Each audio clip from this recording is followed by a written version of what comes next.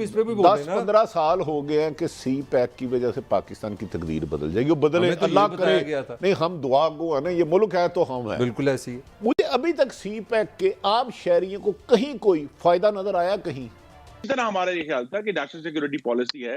तो 2019 में जो नरेंद्र मोदी ने जो मकबूजा जम्मू कश्मीर को बाकायदा तौर पर एनेक्स कर लिया और हुकूमत 3 साल से मफलूज है, तो मुझे तो बहुत उम्मीद थी कि इसमें हमें कोई गाइडलाइन नजर आएंगी, कोई बिल्कुल सही। अच्छा, भारत को लेकर तकरीबन 11 बार जिक्र किया गया है। उसमें भारत के साथ हमारे क्या मसाइल हैं, क्या हदूद क़ुयूद है हमारी, सब इससे वाकिफ़ है। क्या हमारे मसाइल चल रहे हैं, किस नौयत के पाकिस्तान और भारत के ताल्लुकात हैं।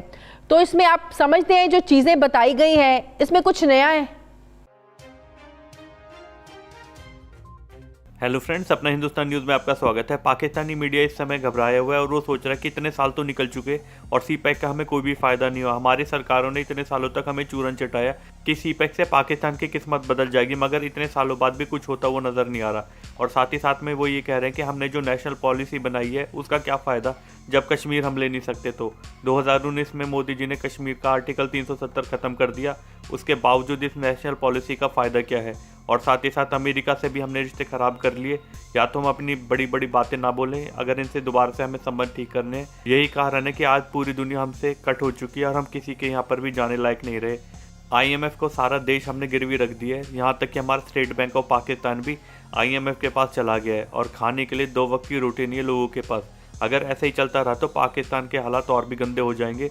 तो पूरे पाकिस्तान को अब संभलना चाहिए और आगे कोई ऐसी पॉलिसी बनानी चाहिए जिसकी वजह से मुल्क चल सके। आइए फ्रेंड्स, इस वीडियो को देखते हैं। ने हमें 3 साल चूरन बेचा, 5 साल बल्कि नवाज शरीफ की पार्टी ने, उससे पहले जरदारी साहब ने मेरा 2 साल में रिकॉर्ड दौरे किए चाइना के। जी सी पैक गेम चेंजर होगा, पाकिस्तान में इनकलाब आ जाएगा, ये आ जाएगा।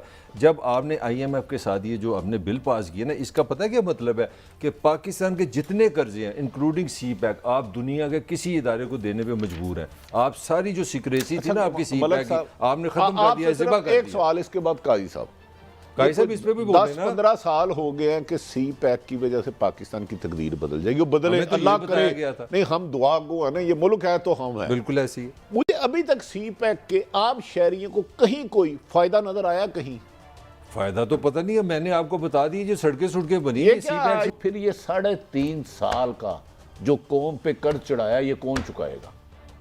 ਅਸੀਂ ਤੁਸੀਂ अवाम 70 सालों से चढ़ाया ये रहे हैं, पे हम कर रहे हैं, इसमें क्या उनकी सर पर 3 दिन पहले तो बिजली की कीमत बढ़ी है 4 पैसे 30 पैसे, पेट्रोल बढ़ा 2-3 दिन पहले। ये असल पॉइंट है। मार्केट में गंदम शॉर्ट हो गई है, यूरिया मिल नहीं रहा, इस दफा खाद ऊपर जा रही है। फिर लोग आपसे सवाल करेंगे कि मैं जीऊं कैसे, मजबूर और बेकस। काजी साहब यहाँ पे एक बात मैं ज़रूर करूँगा जो आपसे हमने 1.5-2 साल से मेरा हाल है, पाकिस्तान के सियासतदान को एक चीज़ मान लेनी चाहिए कि इस निज़ाम में वो सारे फेल हो गए हैं। हमें इस निज़ाम को रिवाइव करने की ज़रूरत है। इस तरह अब पाकिस्तान नहीं चल सकता कि आप क्या समझते हैं पत्थरों की जगह फूल ले आया करें? नहीं, देखिए ये आप जिस बहसों में हम उलझ गए हैं, मुझे वो आपने शुरू में बात कर दी है। जरदारी के पास कोई सोल्यूशन है, बिलावल के पास सोल्यूशन है, शहबाज के पास, किसी के पास कोई सोल्यूशन आपने थोड़ी देर पहले रियल बात की थी ना, मैं IMF ने मुल्क अब चलाना है आपका, सीधी सी बात। कश्मीर इंटेग्रल पार्ट है हमारी नेशनल सिक्योरिटी पॉलिसी का। क्या कमेटी में कंसल्टेशन की गई?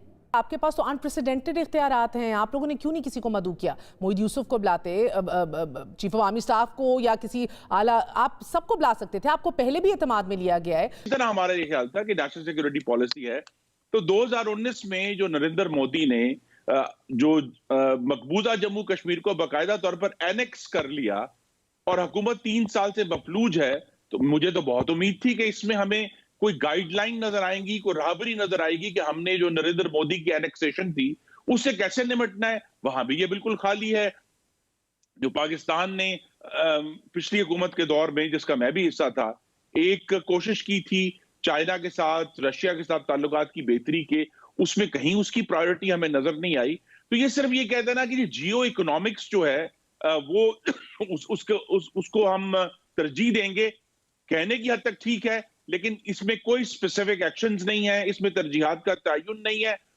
तो ये बहुत अरसे से वो कोशिश करते हैं कि जी हम जो काम अमेरिका में नहीं हो सका या दूसरे एडवांस कंट्रीज में नहीं, वो पाकिस्तान को IMF प्रेशर डालकर वो कहते हैं कि जी आप खुद मुख्तार कर दें। पाकिस्तान बिलाखिर उन्हें एक ऐसी कमजोर और खस्ता हाल हुकूमत मिल गई जिसने ये सौदा उनसे कर लिया $1 अरब के लिए, क्योंकि IMF को आपने उनके साथ अपने सोच और अपने ख्याल के मुताबिक डील करना होता है। IMF ये नहीं कहता कि जनाब आप ये कर दें, आप वो कर दें, वो तो मैक्सिमम आपके ऊपर प्रेशर डालेंगे। ये हुकूमत की अहलियत के ऊपर है कि वो कितना दबाव बर्दाश्त करते हैं।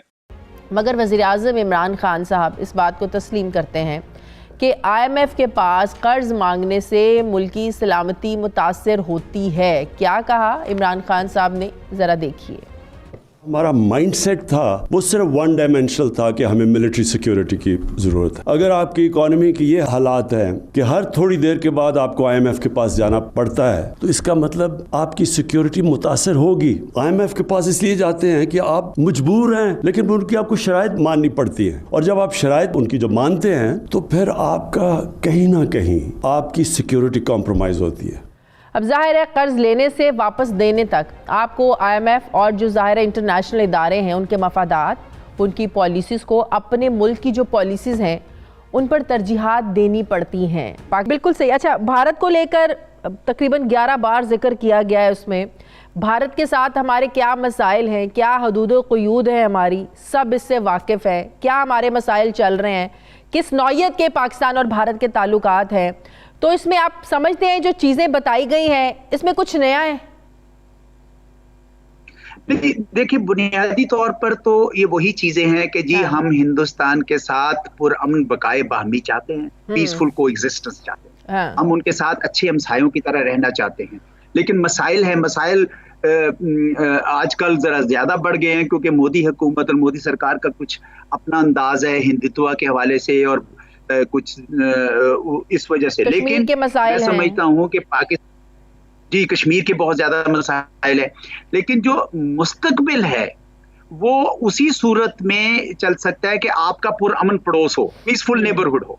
अगर आपके हमसायों के साथ अमन नहीं होगा और सरहदों पर कशीदगी जारी रहेगी, तो मुझे बताएं कौन सी इकोनॉमिक सिक्योरिटी की आप बात कर रहे हैं, कौन सी इकोनॉमिक डेवलपमेंट की आप बात करेंगे। इसलिए बतौर हदफ ये दुरुस्त है कि मेरे ख्याल में पाकिस्तान को भी कोशिश करनी चाहिए और करते रहना चाहिए। मेरे ख्याल में इस वक्त भी कोशिश जारी है और तकरीबन हर हुकूमत ने कोशिश की है जो भी पाकिस्तान में बरसर इक़्तिदार आई है कि हिंदुस्तान के साथ एक पुरअमन बकाए बाहमी का किसी न किसी तरह का हल, और बड़ी बार कोशिशें भी हुई हैं।